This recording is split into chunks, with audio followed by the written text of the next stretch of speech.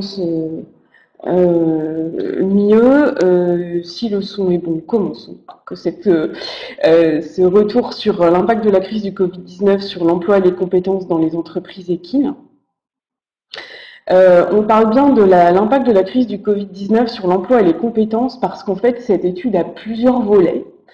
C'est un vaste travail qui a été entrepris par l'IFCE, donc il y a le cabinet Q, donc représenté par moi-même, qui a travaillé sur la façon dont la crise sanitaire a pu, enfin ce que la crise sanitaire a pu avoir comme conséquence sur l'emploi. Est-ce qu'il y a eu des licenciements? Est-ce qu'il y a eu des changements? Est-ce qu'il y a eu voilà, comment ça s'est passé sur l'activité dans les entreprises équines, mais il y a également, sachez-le, un volet qui a été demandé sur l'analyse financière. Donc, il y a une analyse comptable de résultats comptables d'un certain nombre de structures.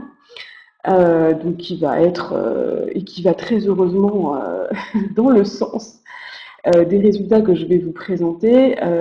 Et il y a également un volet plus approfondi sur l'analyse des données de la MSA, qui a des données sur l'emploi qui sont relativement précises, donc nous on a utilisé un petit peu, vous verrez, mais voilà, qui ont été nettement approfondies donc dans ce que je vais appeler le troisième volet de l'étude.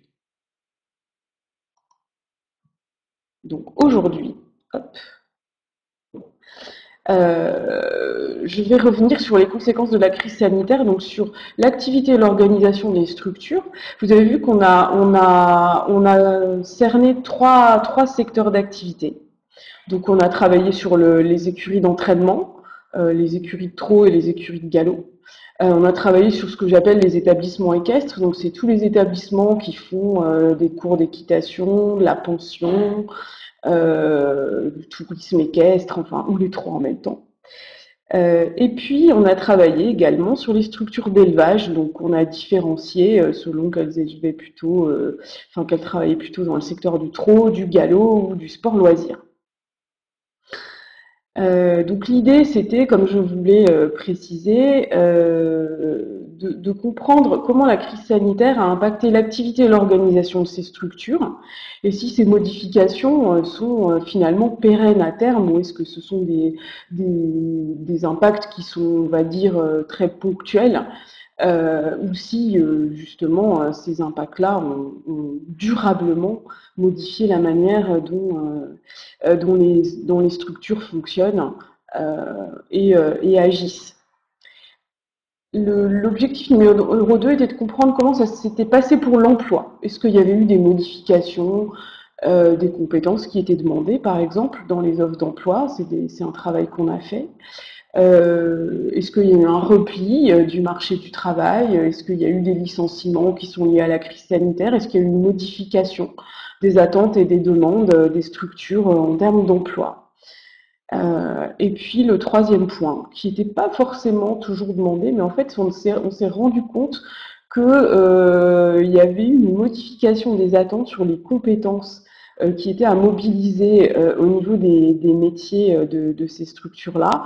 Alors ça impacte beaucoup évidemment les dirigeants de structure, ça impacte aussi les salariés.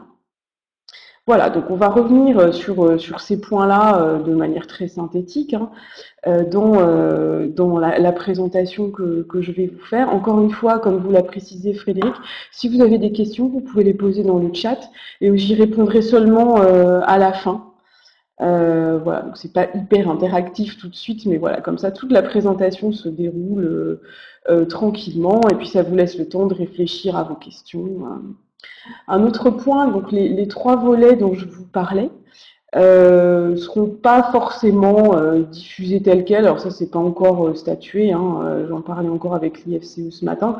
Mais voilà, vous avez la substantifique moelle, on va dire, du volet emploi et formation ce matin. Mais il y aura probablement des résultats un peu plus approfondis qui vont être diffusés sur le site de l'IFCE. Donc ça, voilà, ce sera à voir sous quelle forme et sous quel délai ça le sera. Il faut un certain nombre d'accords. Mais voilà, il y aura probablement des détails, si ça vous intéresse, un document avec des détails qui vont un petit peu plus loin. Alors, comment on a procédé nous, pour faire cette étude-là? On a procédé en 3 phases. Déjà, on a fait une étude en ligne. Alors, vous avez peut-être répondu à notre questionnaire, et si c'est le cas, on vous en remercie beaucoup.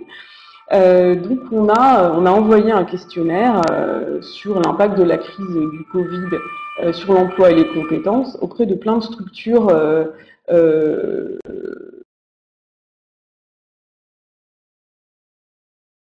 contact.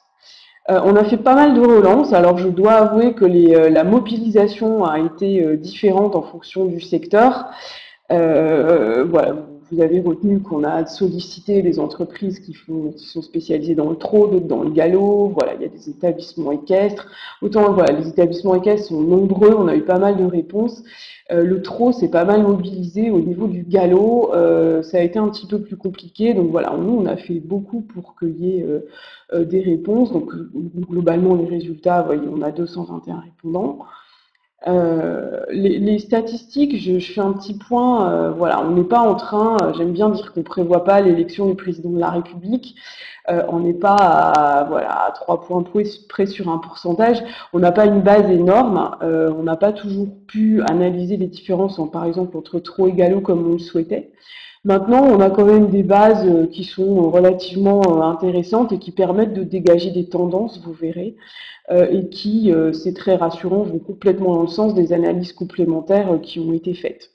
Donc voilà, quand il y a des différences intéressantes entre certains secteurs, elles sont notifiées. Mais voilà, on a une base qui, si elle n'est pas énorme, est quand même relativement confortable et nous permet d'avoir des résultats très intéressants, vous le verrez, par différents secteurs, selon les différents secteurs d'activité. On a complété cette étude en ligne par des entretiens qualitatifs. Encore une fois, peut-être que vous êtes entretenu avec moi.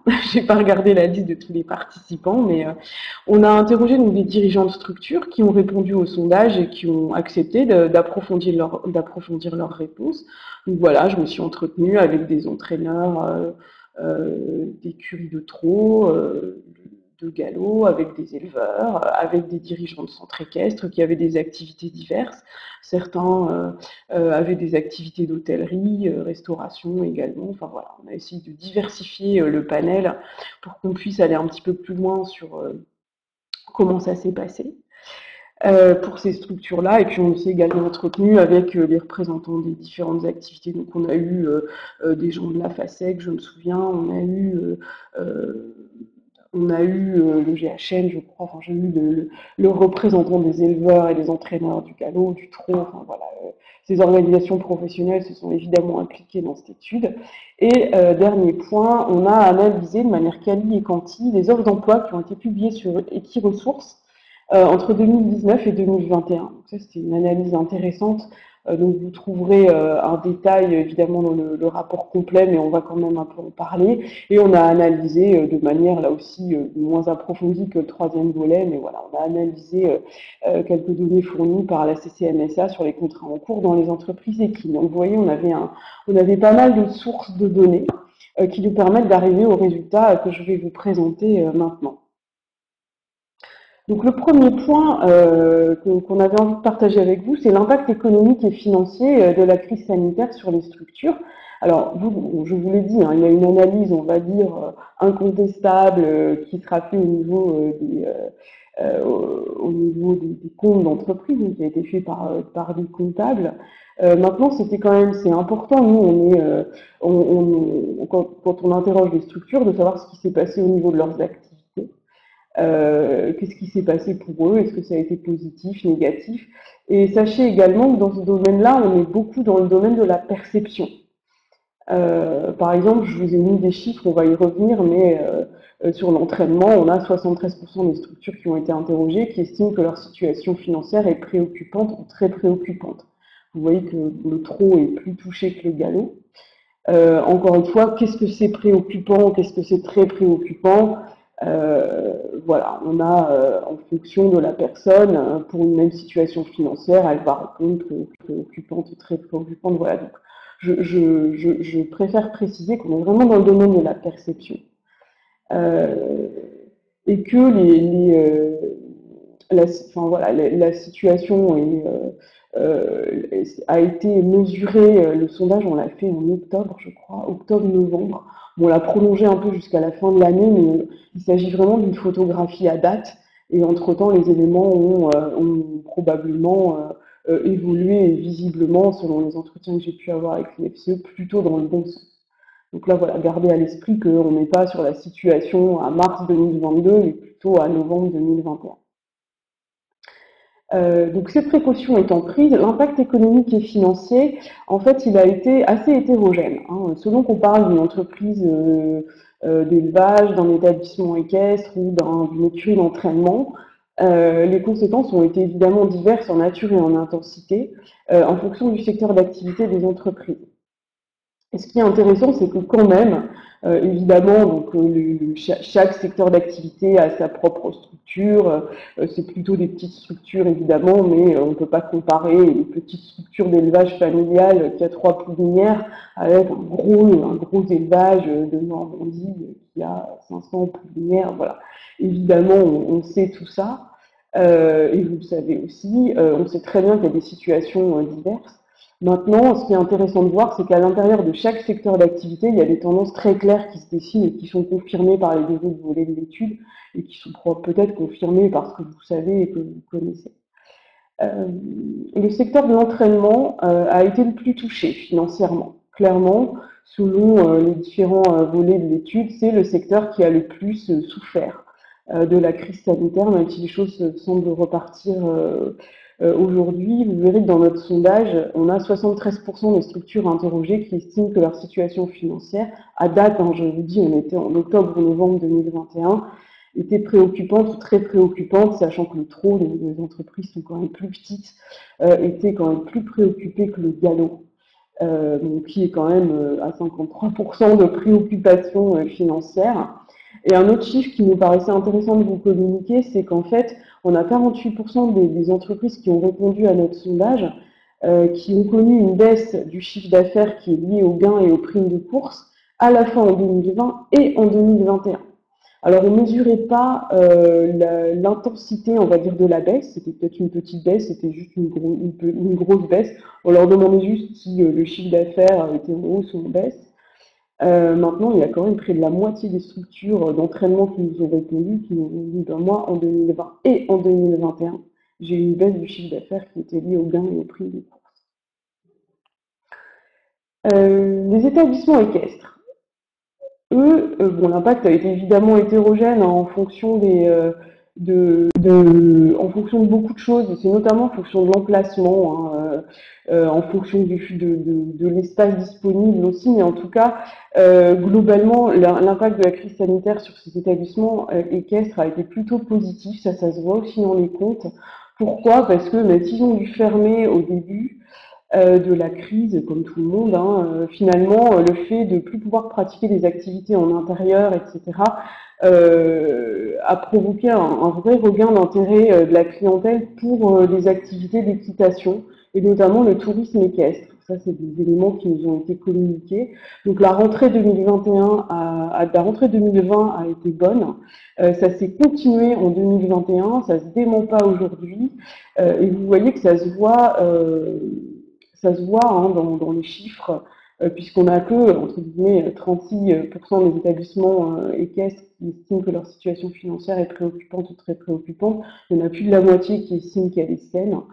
Quant aux baisses de chiffre d'affaires, bon là évidemment on ne parle pas de gains et primes de course, mais le chiffre d'affaires lié à l'enseignement de l'équitation, il n'y a que 23%, je dis que évidemment, c'est quand même 23% des établissements qui ont connu une baisse entre 2020 et 2021. Il y en a 48% qui ont connu une baisse entre 2019 et 2020. Donc vous voyez, il y a quand même une forte réduction des établissements dont le chiffre d'affaires a été en baisse 2 ans de suite. On l'a dit, c'est vraiment dû au regain de la demande. Et ce qui est intéressant, c'est que pas mal de centres équestres ont réussi justement à s'adapter à ça et à développer d'autres activités. Donc après, il y a quand même effectivement des centres équestres qui ont un peu souffert, notamment ceux qui n'ont pas de prêt, par exemple. Voilà, on est vraiment sur la taille ou sur la clientèle autour. Donc, je ne veux pas dire que tous les établissements équestres s'en sont très bien sortis. On a eu des impayés de pension. Enfin, voilà. C'est pas le propos, mais on est voilà, quand on reste sur une vision un peu macro et globale, l'impact de la crise sanitaire a quand même été plutôt positif sur les établissements équestres. L'élevage, l'élevage, c'est une situation un peu particulière. Alors, j'ai parlé d'impact réduit. Pourquoi? Parce que vous allez me dire, oulala, mais il y en a quand même 62% qui estiment leur situation financière préoccupante ou très préoccupante. Maintenant, j'ai envie de vous dire, c'était sûrement le cas avant la crise sanitaire. C'est des entreprises qui structurellement sont pas toujours rentables, hein, loin de là, et ça c'est quelque chose qu'on a beaucoup entendu. C'est le secteur pour lequel il a été le plus compliqué pour nous d'isoler vraiment l'impact financier de la crise sanitaire. Alors là, je pense que ce sera mieux fait dans le volet comptable. Maintenant, ce sont des structures pour lesquelles l'impact de la crise sanitaire s'est surtout traduit par un impact sur l'activité, la manière dont on fonctionne. Alors, on n'a pas changé la manière dont on élève les chevaux. Par contre, il y a eu quand même une limitation forte des ventes puisque enfin, on pouvait plus vendre pareil. En fait, les ventes se sont essentiellement faites en digital. Au début, évidemment, on ne pouvait pas faire de vente public, on ne pouvait pas se déplacer non plus, les acheteurs ne pouvaient plus venir comme avant, donc on n'a plus pu vendre de chevaux de la même façon. Donc voilà, une des conséquences finalement principales pour l'élevage, c'est qu'il va falloir vendre différemment. Euh, les ventes en ligne vont rester, hein. Bon, c'était déjà le cas, mais ça ne veut pas dire qu'il n'y aura plus de ventes en physique. Mais structurellement, voilà, c'est plus l'impact le plus fort sur ces entreprises d'élevage. Maintenant, effectivement, on a 44% des élevages qui ont connu une baisse du chiffre d'affaires liée aux ventes de chevaux entre 2020 et 2021 et 43% entre 2019 et 2020. Alors, il y a eu un rattrapage par la suite, ça aussi on le verra dans le volet financier, mais à date, il y a eu quand même des retards de vente, des retards de saillie aussi, qui, vous voyez, ont pu avoir un effet négatif sur les structures d'élevage. Au niveau de l'emploi salarié, ça c'était une étude intéressante. Là aussi, c'est important de travailler au mois par mois parce que nous, on a une vision finalement assez macro sur les années. Donc c'est pour ça qu'il y a eu un volet spécifique qui a été fait euh, sur les données, je vais y arriver, pardon, de la MSA. Mais nous, ce qu'on a pu constater dans notre étude, c'est qu'en fait, il n'y a pas eu tellement de licenciements qui ont été liés à la crise sanitaire. Au final, il y en a, je ne veux pas dire qu'il n'y en a pas eu, et encore une fois, les différents secteurs n'ont pas été touchés de la même façon, mais globalement, ce qui s'est passé, c'est plutôt un gel des recrutements. De toute façon, on est dans un domaine où il y a un peu des fonctionnements en sous-effectifs, il y a des tensions au recrutement. Il y a peu d'établissements qui m'ont dit non, non, j'ai pas de problème. Moi, quand je cherche un enseignant d'équitation, on le trouve tout de suite. Ou un palefrenier soigneur, il n'y a aucun souci. Globalement, c'est quand même pas vrai, c'est quand même compliqué de recruter. Et on a des structures qui aimeraient bien recruter, mais qui n'y arrivent pas. Euh, donc qui diffusent des offres et qui finissent par les enlever parce qu'elles ne trouvent pas de candidats appropriés. Donc voilà, il faut garder à l'esprit qu'on est sur un secteur où globalement les structures fonctionnent un peu en sous-effectif et qu'elles sont plus ou moins tout le temps en train de chercher à recruter. Donc qu'est-ce qui s'est passé? euh, En fait, l'impact de la crise sanitaire sur l'emploi salarié dans la filière, comme je vous le disais, c'est plutôt traduit par des non-recrutements. C'est-à-dire qu'en fait, on a arrêté d'essayer de recruter, ne sachant pas ce qui allait se passer, et ça se voit. Quand on analyse les offres d'emploi sur Equiresources, on a 15% d'offres d'emploi en moyenne en moins entre 2019 et 2020. Alors là encore, il y a des temporalités. Évidemment, tout de suite après le confinement, il y a eu une grosse baisse, après ça repart. Enfin voilà, on ne va pas rentrer dans ce détail-là, mais globalement, oui, il y a eu un repli du marché de l'emploi entre 2019 et 2020. Ensuite, il y a eu effectivement des licenciements directement liés à la crise sanitaire. Ça, c'est des éléments qu'on a mesurés dans notre sondage. Maintenant, il y a aussi quand même beaucoup plus fins de contrat naturels, voilà, des apprentissages qui arrivaient à terme, des fins de contrat qui de toute façon se seraient terminées, crise ou pas crise, sachant que le secteur est dans un contexte de baisse tendancielle du nombre de salariés, hein. Là encore, bon, je ne vous ai pas mis les détails, mais le nombre de salariés dans les entreprises équines baisse petit à petit, et c'est pas toujours évident d'isoler les baisses qui sont liées spécifiquement à la crise sanitaire, des baisses qui vont être tendancielles et qui se seraient fait de toute façon.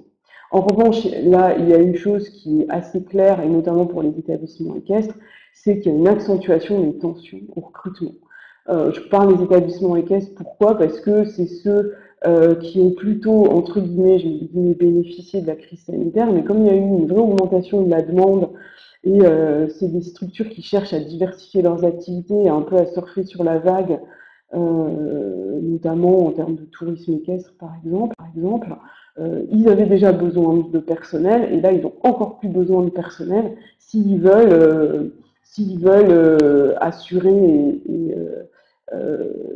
et solidifier, on va dire, les bonnes bases sur lesquelles ils sont partis. Et là, clairement, il y avait déjà besoin de personnel, il y a encore plus besoin de personnel pour dynamiser les activités. Alors, pour nous, c'est pour ça que je conclus la slide en disant, euh, en fait, les conséquences vont pas tellement être pour les salariés, parce que bon, ces études Covid, on les a fait pour d'autres branches, et il y a des branches où les salariés ont vraiment beaucoup souffert, il y a eu des licenciements, etc. Là, c'est pas tellement le cas pour les entreprises de la filière équine. Au niveau de l'emploi salarié, pour nous, l'impact social, il va plutôt être sur les dirigeants de structure. C'est eux qui vont devoir faire avec des ressources moindres, avec moins de main-d'œuvre. Voilà, donc il y a des vraies conséquences sur la pérennité et la rentabilité des établissements qui sont les plus fragiles. Et là, c'est au niveau du dirigeant de structure que ça va se passer, et pas tellement au niveau de l'emploi salarié. Les tensions sont telles que les éventuels licenciements liés à la crise ne devraient pas avoir trop de soucis à retrouver un poste. Enfin, on espère pour eux. Pour rentrer dans le détail des chiffres, au niveau de l'entraînement, là, c'est pareil hein, que pour les résultats financiers. C'est le secteur qui a le plus restreint ses offres d'emploi. Il y a 32% d'offres d'emploi en moins entre 2019 et 2020 sur tous les métiers de l'entraînement. Et c'est également le secteur qui a le plus licencié spécifiquement en raison de la crise, puisqu'on a 16% des structures d'entraînement interrogées qui ont licencié des salariés permanents, je parle bien de permanents, en raison de la crise du Covid. Et vous voyez que c'est 4% pour les établissements équestres et 6% pour l'élevage. Donc on a vraiment un entraînement qui a été plus touché que les autres secteurs par les licenciements. Et au niveau de la restriction l'emploi, des offres d'emploi, du marché de l'emploi, on est à 12% d'offres d'emploi en moins pour les établissements équestres et 9% pour l'élevage. Et dernier point, l'impact sur les compétences. Finalement, c'est un impact qui est intéressant puisqu'en fait, toutes les structures ont fonctionné de la même manière, quel que soit leur secteur d'activité. En fait, la crise sanitaire a joué un rôle d'accélérateur dans pas mal de domaines et notamment sur la façon dont on travaillait. Alors, il y avait plein de choses qui étaient déjà en germe, hein. Je vous ai parlé des ventes en ligne. Au niveau de l'élevage, c'est des choses qui existaient déjà. Maintenant, ça a été très accéléré, évidemment, par l'impossibilité de se rassembler, l'impossibilité de passer les frontières. Voilà, donc il faut apprendre à vendre différemment, à valoriser un cheval différemment. Et ça, voilà, c'est un métier qui se transforme un petit peu. Donc la crise sanitaire a accéléré le besoin de se former à des compétences qui étaient probablement déjà en germe, surtout pour les dirigeants de structure, mais il y a eu des besoins de se bouger, hein, j'utilise ce terme, mais de repenser sa stratégie d'entreprise, parce que une stratégie digitale au niveau de la communication, comment on communique mieux sur sa structure, une stratégie commerciale, quelles activités on peut mettre en place pour compléter un revenu. Alors on a les établissements équestres qui se sont dit j'ai plein de gens qui arrivent, les touristes reviennent, quelles activités je peux mettre en place dans mon centre équestre. euh, pour, euh, euh, pour consolider un peu mes activités. Ça peut être des écuries d'entraînement qui se sont dit, mon Dieu, il faut absolument que je trouve des activités complémentaires. Là encore, je vous parle d'une situation à fin 2021, donc visiblement ça s'est un petit peu amélioré, mais voilà, on a des dirigeants qui sont dit, moi, stratégiquement, il faut que je réduise des postes de dépenses, il faut que je change d'actif, que je complète mes activités, que je communique mieux sur ce que je fais. Voilà, donc on est vraiment dans la nécessité de mobiliser des compétences en stratégie d'entreprise de manière un peu plus fouillée qu'avant. Et puis surtout, ils ont eu le temps de le faire et ils se sont dit, bon, là, j'ai plus le choix. Donc voilà, ça c'était intéressant de se dire que ces stratégies, enfin ces compétences-là, elles allaient être plus mobilisées.